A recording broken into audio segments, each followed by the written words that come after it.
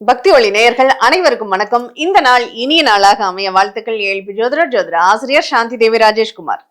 இன்னைக்கு நம்ம முக்கியமான ஒரு பதிவு தாங்க. அன்றாட வாழ்க்கையில் நம்ம சந்திக்கக்கூடிய பிரச்சனைகள், கடன் நீர்க்கக்கூடிய ஒரு பெரிய தொல்லை அப்படின்னாவே என்ன, ஒருத்தங்களுடைய கஷ்டத்திலையும் பெருங்கஷ்டம்ங்கிறது கடன் தான். அந்த கடனை நீர்ப்பதற்கு என்ன பண்ணணும், கடன் தீருவதற்கு என்ன பண்ணணும் அப்படின்னு கேள்விகள் நிறைய பேருக்கு இருக்கு.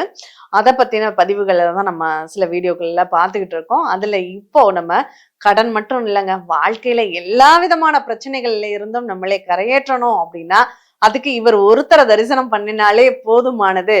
ஏன்னா பிறந்தாலே முக்தி தரக்கூடிய ஒரு ஸ்தலம். இங்க புரிஞ்சிருக்கோம் நேரம் எந்த கோயிலை பத்தி நம்ம பேச போறோம்னு. திருவாரூர் தியாகராஜர் அவரை பத்தி தாங்க இன்னைக்கு பேச போறோம். அவரை பத்தி பேசுறதுக்கு இந்த ஒரு நாள் பத்தாது அப்படின்னு தான் சொல்லுவேன். அவ்வளோ சிறப்புகள் வாய்ந்தது அப்படின்னு தான் சொல்லணும். அந்த ஸ்தலத்துல உள்ள சில முக்கியமான தகவல்களை மட்டும் நம்ம இன்னைக்கு பார்க்க போறோம். ஏன்னா நம்ம வாழ்க்கைக்கு பயன் தரக்கூடிய ஒரு நிகழ்வு. பொதுவா இந்த ஊருக்கு இன்னொரு பழமொழி சொல்லுவாங்க, திருநள்ளாறு சென்றால் மட்டும் பத்தாது, திருவாரூரும் செல்ல வேண்டும் அப்படின்னு சொல்லுவாங்க. ஏன்னா இந்த திருநள்ளாறுல நம்ம எதற்காக நம்ம போறோம், பொதுவா எல்லாருக்குமே சனி பகவானுடைய பிரச்சனையில இருந்து தப்பிக்கிறதுக்கு நம்ம திருநள்ளாறு போவோம். ஆனா அங்க போனா மட்டும் நீ தப்பிச்சிட முடியாது, நீ நேரா திருவாரூருக்கும் போ, அப்பதான் தப்பிக்க முடியும் அப்படிங்கிறத நம்மளுக்கு சொல்லாம சொல்றாங்க இந்த நிகழ்வுல. அதாவது இங்க நவ கிரகங்களும் அந்த தியாகராஜரை தரிசித்த வண்ணம் ஒரே நேர்கோட்டுல இருப்பாங்க. நம்ம கிரகங்கள்லாம் எந்தெந்த திசைகள்ல பயணிக்குதுன்னு நமக்கு தெரியும். என்னைக்காவது சிறப்பா ஒரே நேர்கோட்டுல கிரகங்கள் வரும்போதுதான் ரொம்ப சிறப்பு வாய்ந்தது, சக்தி வாய்ந்தது, அது எல்லாத்துக்குமே உகந்தது அப்படிங்கிற மாதிரி நிறைய நம்ம படங்கள்லையும் புராணங்கள்லையும் நிறைய கேள்விப்பட்டிருக்கோம் இல்லையா. அந்த மாதிரி எல்லா கிரகங்களும் ஒரே நேர்கோட்டில் இருந்து அந்த தியாகராஜரை வழிபடக்கூடிய ஒரு அமைப்புல இருக்காங்க. இந்த தியாகராஜரனுடைய சிறப்பு என்ன தெரியுமா? இவர் பூலோகத்துல பூலோக சிற்பிகளால் செய்யப்பட்ட உருவம் கிடையாது. இவர் தேவலோகத்தில் இருந்து அந்த பெருமாள் தன்னுடைய இருதயத்தில் பூஜித்த ஒரு விடங்கர் அப்படின்னு தான். விடங்கர்னா என்ன, கை அடக்க லிங்கம் அப்படின்னு சொல்றது. அந்த மாதிரி இந்த முகுந்த சக்கரவர்த்தி என்ன பண்றாரு, அவரால் தாங்க அந்த தியாகராஜர் கோவிலே வந்தது.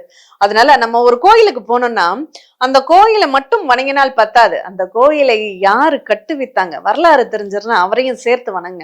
இப்ப நம்ம தஞ்சாவூர் பெரிய கோயில ராஜராஜ சோழன் கட்டினாருன்னு நம்ம சொல்றோம். திருவாரூர் கோவில் முகுந்த சக்கரவர்த்தியாலதான் அது வந்ததுன்னு நம்ம ஏதாவது நினைக்கிறோமா? கிடையாது. ஆனா அவருக்கும் ஒரு நன்றி அந்த நேரத்துல சொல்லுவோம். ஏன்னா மக்களுக்காகவே அவர் அவ்வளவு தூரம் அந்த இந்திரனுக்கிட்ட போராடி அந்த தியாகராஜரை அங்க வச்சிருக்காரு. சரி, இங்க உள்ள புற்றிடம் கொண்டார்னு ஈசனுடைய திருநாமம், சுயம்பு மூர்த்தியாக இங்க இருக்கார். வன்னீகநாதர்னு கூட சொல்லுவாங்க அவருக்கு மாற்று பேரு. அவருக்கு பல திருநாமங்கள் இல்லையா, அதுல அவர் சுயம்பு மூர்த்தியாக இருக்கார். இதுல தியாகராஜர் உற்சவ மூர்த்தியாக இருப்பார். இந்த தியாகராஜர் என்ன பண்றாரு, இந்த முகுந்த சக்கரவர்த்தி இந்திரனுக்கு ஏற்பட்ட அசுரருக்கும் இந்திரன்களுக்கும் எப்போதுமே போர்தாங்க. அதை சரி செய்வதற்கு முகுந்த சக்கரவர்த்தியோடைய உதவி தேவைப்பட்டிருக்கு. இவரும் தேவலோகத்துல போய் அந்த உதவியை செஞ்சிருக்காரு. உங்களுக்கு என்ன வேணும் அப்படின்னு ரொம்ப பெருந்தன்மையா கேட்கிற மாதிரி இந்திரன் கேட்க, இவர் ஒண்ணும் இல்ல, அந்த பெருமாள் இருதயத்தில் வைத்து பூஜித்த அந்த விடங்கர் வேணும் அப்படின்னு சொல்லிடுறான். உடனே இந்திரனுக்கு, ஆஹா அவன் கேட்கக்கூடாத கேட்டானே, என்னடா பண்றது அப்படின்னு சொல்லி ஏமாத்துறதுக்குனே உள்ளவன் தான் இந்திரன் அப்படின்னு அது வரலாறு சொல்லுது, நான் சொல்லலைங்க. அப்போ என்ன, இந்திரன் என்ன சொல்றாரு, உடனே தேவலோக சிற்பியை கூப்பிட்டு, வா நீ இந்த தியாகராஜர் மாதிரி இன்னொரு 6 சிலைகளை செய் அப்படின்னு சொல்லி அந்த 6ஐயும் ஒண்ணு கொடுக்கறது போது 6 பேரை வச்சுக்கன்னு கொடுக்குறாரு. ஆனா இவர் நம்ம முகுந்தர சக்கரவர்த்தி தேவேந்திரனுக்கே யோசனை சொன்னவர் இல்லையா. உடனே அவர் என்ன சொல்றாரு, இந்த 6மே போலியானதுன்னு கண்டுபிடிச்சிடுறாரு. அப்புறம் வேற வழி இல்லை, வாக்கு கொடுத்துட்டு என்ன பண்றதுன்னு சொல்லி அந்த ஒரிஜினல் தியாகராஜரை அவங்க கொடுக்குறாங்க. அதோட சேர்த்து இந்த 6ம் உனக்காக தான் செஞ்சேன், நீ 6ஐயுமே எடுத்துட்டு போன்னு சொல்லிடுற. அந்த உண்மையான தியாகராஜரை அந்த தியாகராஜர் கோவில்ல வச்சுட்டு, திருவாரூர்ல வச்சுட்டு, மத்த 6ஐயுமே 6 இடங்கள்ல அவங்க பிரதிஷ்டை பண்றாங்க. அதனால இந்த ஆலயத்துக்கு சப்த விடங்க ஸ்தலங்களில் முதன்மையானது அப்படிங்கிற ஒரு சிறப்பு பெயர் உண்டு. அப்போ நம்ம பூலோக சிற்பிகள் கைப்படாத திருமேனி அவருடையது. அதனால இங்க விசேஷம் என்ன அப்படின்னா, மரகத லிங்க அபிஷேகம் அப்படிங்கிறது 3 கால பூஜையாக இந்த கோவில்ல நடத்துறாங்க. காலையில 8:30 மணிக்கு, 12 மணிக்கு, 4 மணிக்குன்னு 3 காலங்கள்ல அந்த மரகத லிங்க அபிஷேகம் அப்படிங்கிறது இங்க செய்யப்படுகிறது. அதை ஒரு வெள்ளி பெட்டியில வச்சு பூஜை பண்ணி மூடி வச்சிடுறாங்க. அதுக்கப்புறம் மறுபடியும் ஒவ்வொரு காலத்துக்கும் எடுத்து பூஜை பண்றாங்க. இப்ப நான் தியாகராஜருக்கு அபிஷேகம் பண்ணி நான் பிரார்த்தனை பண்ணணும்னா இந்த மரகத லிங்கத்துக்கு தான் அபிஷேகம் அப்படிங்கிறது அங்க நடைபெறுது. சரி, இது ஒரு பக்கம் இருக்கட்டும். இதுல இன்னொன்னு, இந்த கோவிலினுடைய ராஜநிலைகள் எத்தனை இருக்கு தெரியுமா? 9 ராஜநிலைகள். சரி, ராஜநிலைகள் 9 இருக்கு. பிரகாரம் பெரிய மதில்களோட உள்ள சுற்றுப்பிரகாரம் 3 பிரகாரங்கள் இருக்கு. அதே மாதிரி அந்த விமானங்கள்னு சொல்லுவோம் இல்லையா, அந்த விமானங்கள் 13 விமானங்கள் அப்படிங்கிறது இருக்கு. இதுல அந்த விநாயகருடைய சன்னதிகள் மட்டும் 86 விநாயகர் இங்க இருக்காங்க. பாருங்க எந்த அளவுக்கு. சரி, அதெல்லாம் இருக்குங்க. இங்க சிவலிங்கங்கள் எத்தனை இருக்கு தெரியுமா? இங்க வழிபடாத ரிஷிகளும் கிடையாது, முனிவர்களும் கிடையாது, தேவர்களும் கிடையாதுன்னு சொல்ற அளவுக்கு 365 சிவலிங்கங்களை இங்க நம்ம பார்க்க முடியும். திருவண்ணாமலைக்கு போகணும்னு நினைக்கிறீங்களா? அங்க போக முடியலையா? திருவாரூர்ல அண்ணாமலையேஸ்வரர்னு ஒருத்தர் இருக்காரு. நல்ல உயரமா மேல ஏறி போய் நீங்க கும்பிடலாம். எனக்கு காய்ச்சல் விடாத காய்ச்சலுங்க. சுரதேவர்னு ஒருத்தர் இருக்கார். மிளகு ரசம் வச்சு காய்ச்சல் அடிச்சா என்ன பண்ணுவாங்க? முன்னோர்கள் வீட்டுல மிளகு ரசம் வச்சு கொடுப்பாங்களா? அந்த மாதிரி இவருக்கு போய் மிளகு ரசத்தை வச்சு நெய்வேத்தியம் வச்சு படைச்சிட்டு சாமி கும்பிட்டா சரியா போயிடும். பேர்பட்ட காய்ச்சலும் சரியா போயிடும். சுரதேவர் அப்படின்னு பேர். இப்படி சுற்று பிரகாரங்கள்ல அவ்வளோ திருநாமங்கள்லாம் இறைவன் வீற்றிருக்காரு. இந்த கோவிலை நம்ம முழுமையாக சுற்றி பார்க்கறதுக்கு ஒரு நாள் பத்தாது. அந்த அளவுக்கு சிறப்பு வாய்ந்தது அப்படின்னு சொல்லலாம். சரி, இந்த சிறப்புகள்ல ஒவ்வொரு சிறப்புகளும் இப்போ நமக்கு ஒரு முனிவருடைய அனுகிரகம் வேணும். இப்ப அகத்தியருடைய அனுகிரகம் நமக்கு வேணும்னு வச்சுக்கோங்க. அகத்தியர் வழிபட்ட சிவாலயம்னு அங்க இருக்கு. அங்க போய் அகத்தியரை அங்க அபிஷேகம் பண்ணி நம்ம கும்பிடலாம். சப்த ரிஷிகளுடைய அனுகிரகம் நமக்கு வேணும். சப்த ரிஷிகளுடைய சிவலிங்கங்கள் அங்க இருக்கு. அவங்க பூஜை பண்ண சிவலிங்கங்கள், அவங்கள போய் கும்பிடலாம். பஞ்சபூதங்களினுடைய அனுகிரகங்களும் நமக்கு வேணும். பஞ்சபூதங்களும் அப்புலிங்கம், வாயுலிங்கம், அக்னிலிங்கம்னு அத்தனை ஆகாயலிங்கம் வரையும் அங்க இருக்கு. போய் கும்பிடலாம். இல்லைங்க, எனக்கு வீடு கட்டணும்னு ரொம்ப நாள் ஆசை. எனக்கு இடம் கிடைக்கல, வீடு கிடைக்கல, சொத்து பிரச்சனையா இருக்கு. இதுக்கெல்லாம் நான் என்ன பண்ணணும்?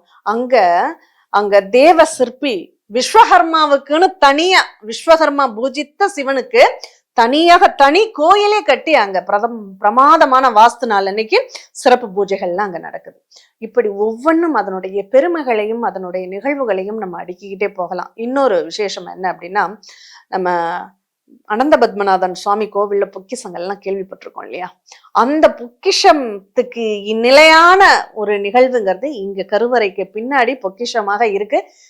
அது ஒரு கருங்கல் கட்டடமாவே இருக்கும், ஒரு ரூமாவே இருக்கும். அதை யாரும் திறக்க முடியாது. திறக்க முடியாத, வாசல் இல்லாத ஒரு ரூமாக அதை வச்சிருக்காங்க. அந்த அளவுக்கு ஒரு விசித்திரமான ஒரு ஆலயம்னு கூட நம்ம சொல்லலாம். சரி, இவங்கதான் இப்படி இருக்காங்க. நம்ம கமலாம்பாள் அம்பாளை தரிசிக்க போலாம். நீலோத்பலம் அப்படிங்கறது அவங்களுடைய இன்னொரு சிறப்பு பெயர். இந்த கமலாம்பிகையை நம்ம தரிசிச்சோம்னா அவங்க உட்கார்ந்து இருக்கக்கூடிய திருக்கோலமே அவ்வளவு ஸ்டைலா இருக்கும். நீங்க பாத்தீங்கன்னா, நீங்க திருவாரூர் தியாகராஜர் கமலாம்பிகள்னு போட்டு பாருங்க. அந்த போட்டோவில் 2 காலையும் ஒரு பக்கமா மடிச்சு வச்சு அவங்க அமர்ந்த திருக்கோலத்துல காட்சி தருவாங்க. அவங்கள பார்த்துக்கிட்டே இருக்கலாம் அந்த அளவுக்கு. சரி, அவங்களுடைய சன்னதிக்கு போறதுக்கு முன்னாடி கமலமுனி சித்தர் தியானம் செய்த தியானத்திற்குன்னு ஒரு கோவிலை கட்டி வச்சிருக்காங்க. இந்த இடத்துல இன்னொரு சிறப்பு இருக்கு. இந்த கமலமுனி சித்தரை நம்ம அம்பாள் கோவிலுக்கு போற இடத்துல ஒரு ஜன்னல் வச்சிருக்காங்க. அந்த ஜன்னல் வழியாகவும் நம்ம தரிசனம் பண்ணலாம். இல்லைன்னா அந்த உள் நுழைவாயில நம்ம நுழையும் போது இடது பக்கமாக ஒரு கோவில், தனி கோவிலே இருக்கு. அங்க போனோம் அப்படின்னா கமலமுனி சித்தர் தியானம் செய்த இடத்திற்கும் பார்க்கலாம். அந்த நுழைவாளிக்கு பக்கத்துல இந்த பக்கம் ஜேஷ்டா தேவி இருக்காங்க. இந்த ஜேஷ்டா தேவியினுடைய சிறப்பு என்னன்னு நிறைய பேருக்கு தெரிஞ்சிருக்கும். தெரியாதவங்களுக்கு சொல்றேன்.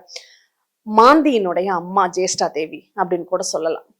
அந்த அளவுக்கு அந்த ஜேஷ்டா தேவி அவ்வளவு பலம் வாய்ந்தவர்கள். இந்த ஜேஷ்டா தேவியினுடைய சிறப்பு என்ன தெரியுமா? கர்ப்பப்பை பிரச்சனை பெண்களுக்கு இருக்கு அப்படிங்கிறவங்க எல்லாம் இந்த ஜேஷ்டா தேவிக்கு போய் அபிஷேகம் செய்து அர்ச்சனை பண்ணி பிரார்த்தனை பண்ணிக்கிட்டாங்கன்னா அந்த கர்ப்பப்பை சம்பந்தப்பட்ட பிரச்சனைகள் தீரும் அப்படிங்கிறது இங்க உள்ள ஐதீகம். அதை பர்டிகுலரா சில தினங்கள் மட்டும்தான் பண்றாங்க. அதை விசாரிச்சு நீங்க அந்த நேரங்கள்ல போய் நீங்க வழிபாடு பண்ணிக்கணும். அடுத்து ருத்ர துர்கா அப்படிங்கிற பேர் பாருங்க, பேர்லயே எவ்வளவு ருத்ரமா இருக்காங்கன்னு. அந்த ருத்ர துர்கா ராகு காலத்தில் துர்க்கைக்கு மிகச்சிறப்பான ஒரு நிகழ்வுகள் அப்படிங்கிறது இங்க இருக்கு. அந்த துர்கா தேவிக்கு பக்கத்திலே சப்த மாதர்களுடைய நிகழ்வுகள் அங்க வாராகி அழகு சொரூபத்துல காட்சி தராங்க. அது அதை விட விசேஷம் அப்படின்னு சொல்லலாம். சரி, இது ஒரு பக்கம் இருக்கட்டும்.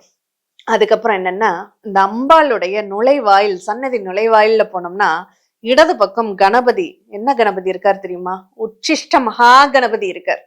அந்த உச்சிஷ்ட மகாகணபதினா எந்த நிலையிலும் பக்தர்களை காப்பாற்றுபவர்னு அர்த்தம்.